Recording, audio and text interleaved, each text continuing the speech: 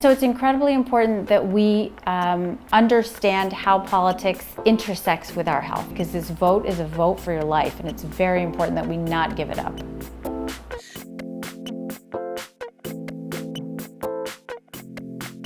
My name is Dr. Mona Mangat. I practice at Bay Area Allergy and Asthma in St. Petersburg, Florida. As physicians, we have an incredibly unique role to play in this story. We are very trusted by our patients. It's a privilege to be allowed into their life and to hear all of the things that they experience. And yet we also understand the other side of the picture. We understand the game that has to be played to access care in the way that it needs to be done. And so taking that information and that perspective, we have an ability to advocate for patients and for better health in a way that nobody else in the system does. I distinctly remember a patient, and it's a story that I recount oftentimes. A young man, he was about 20, and I was seeing him for the first time, and he had very awful asthma, severe asthma, the kind that someone like me, trained in what I do, this is like, this is the golden apple, this is the one that I can fix. And he had a very difficult time with his asthma. He'd been in the hospital a lot, had been on a lot of steroids by mouth and IV and things like that, so he'd put on a lot of weight. So he was 20, he had diabetes, he had high blood pressure because of this, and asthma was under awful control. So I started to care for him, and very quickly, within a few months, things, his life was changing. Things were better. We had him on the newest and the greatest treatments, and he hadn't been in the hospital. We were starting to, bring him down on his blood pressure medications, and then all of a sudden he disappeared. He lost his insurance. And so I quickly realized that this is a problem. This is a really big problem. And so he came back to me many months later without insurance at this point. And I realized that, you can have the best knowledge, the greatest treatments, so much information, and yet I can't make him better because he doesn't have access to the things he needs to live a healthy life. And so that is where I sort of started to realize that being a doctor means a little bit more than just what we do in the confines of this office. And I started to understand that globally, I could be doing more for my community and for my patients. And that time coincided with the election or the candidacy of Barack Obama. And so, that was a moment in history where we were actually working to increase access and quality to healthcare for everybody. And so that's where my journey began in activism. I began working in that capacity with Doctors for America, doing a lot of community outreach, doing a lot of political advocacy, writing articles, things like that. And I think that I found that I enjoy the work. Health is something that each and every one of us, we want it. We want good health. We want to have access to good health care. And so it's incredibly important that we understand how politics intersects with our health. And so right now, I think at least over the past two, or at least the last presidency, the last two terms, and this presidency, we are seeing how when science is not driving public policy, health is what hurts. There were many patients that I was caring for prior to the passage of the Affordable Care Act that did not have health insurance. And so we were waiting for that day when that exchange was going to open, because life changed for people. They were able to access health insurance, which is the gateway to health care in this country right now. And so that definitely created an improvement in people's lives. I mean, I distinctly have patients that, we were counting down, we were providing samples of drugs until we knew that they could have that health insurance. The second thing that I know that I saw was that prior to the passage of the Affordable Care Act, when I first started practice in 2007, it was not uncommon to have patients come in with health insurance, and my office manager would do a benefits analysis before we would see them. And she'd say, oh, you can see them, but not for anything allergy related because it's a pre-existing. And I'd be like, well, I don't really know what I'm supposed to be doing with them. And so that was a common scenario we would see. And so you'd either play the game, figure out another word to use for it, a different diagnosis, or we would tell them, I'm sorry that your insurance won't let you cover that. We don't see that anymore. Up until maybe 6 months ago, I have 2 patients, I think, that now again have pre-existing riders on their insurance policies. The third thing is drug benefits. So drug pricing has always been a problem, but with the passage of the Affordable Care Act, I saw much less of the I'm rationing my medicines, I can't get my medicines, I'm trying to use it only when I need it, that sort of thing. The diseases that I take care of require maintenance medicines. Asthma requires daily medicines. Immunodeficiencies require daily medicines.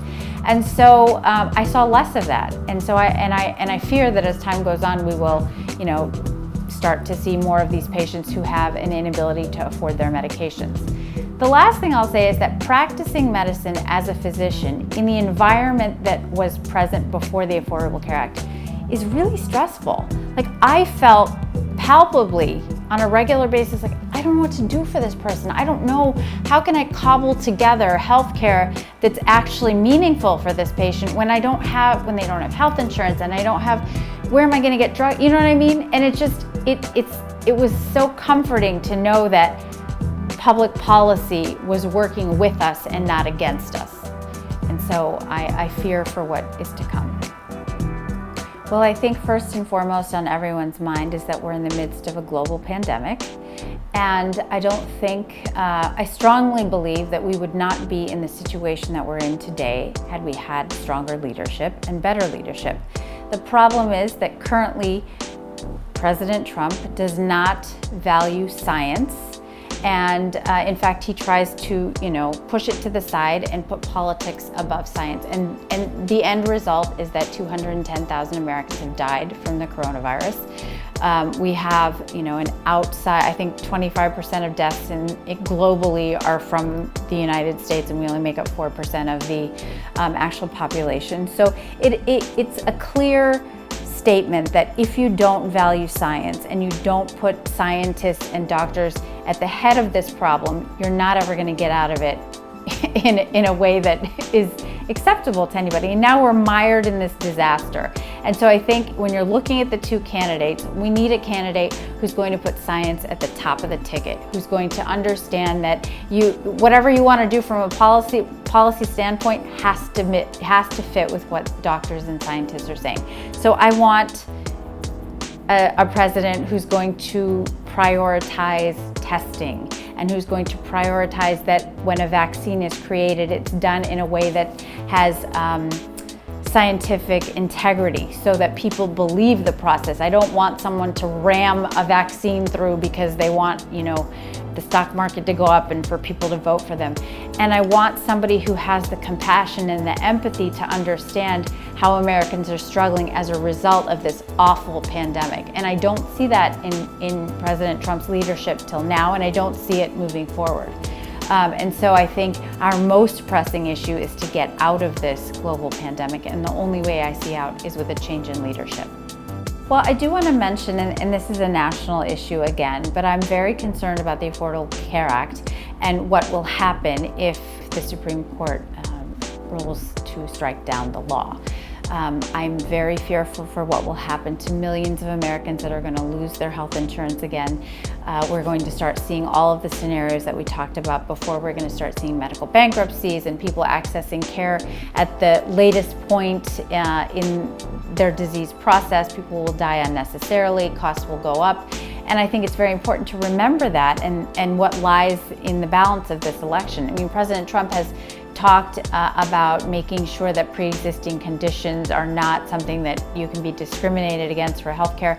And it's an executive order, but there are no teeth to that. When you don't have an understanding of how the health insurance markets work, when you don't understand that you have to have healthy young people as well as sick people so that your risk is pooled and spread, it doesn't make any sense how pre-existing conditions could not be excluded in a scenario like that. So I think everyone has to remember that what is said has to actually have some policy behind it. And so just saying, oh yeah, I think pre-existing conditions shouldn't be a limiting factor for healthcare is something we need to look into a little bit more and understand what the president's doing. If you have questions, reach out to your trusted physicians in the community when it comes to issues of COVID and it comes to issues of healthcare. And be very cautious with what you see on the internet and on websites and things like that, because it is very misleading, and it's quite slickly produced, and so it's hard to tell if it's, you know, not true or you know, who's behind it all.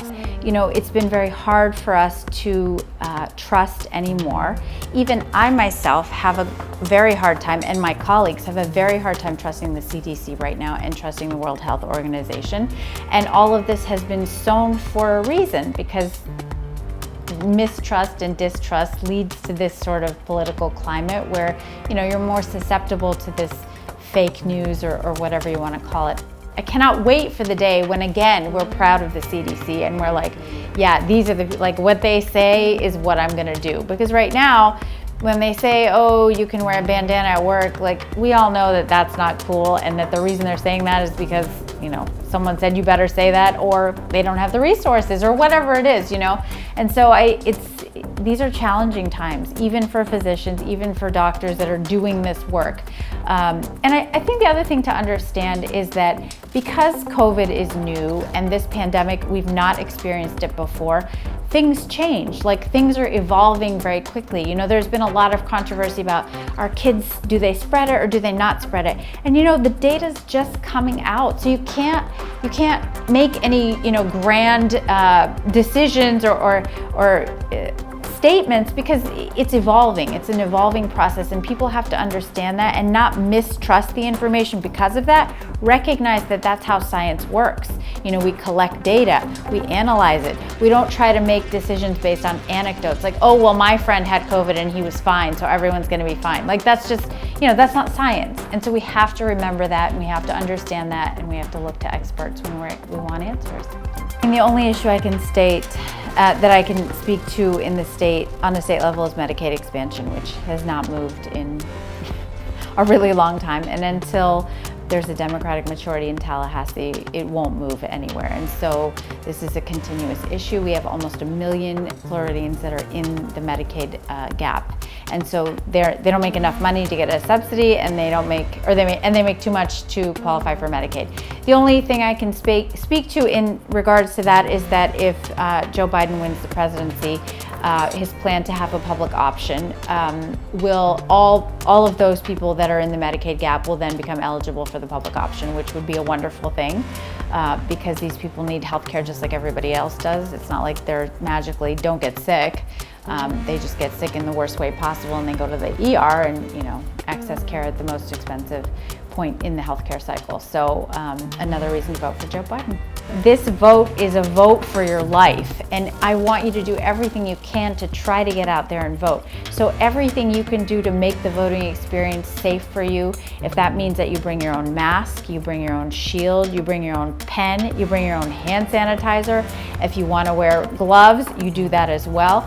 But don't let anyone take away your right to vote by showing up at a poll and trying to intimidate you or trying to make a political statement. And if you are high risk and you want to talk to your doctor, or you want to talk to me, I'm happy to talk to anybody about how to make that voting process safe for you and as comfortable as possible for you, because this vote is a vote for your life, and it's very important that we not give it up.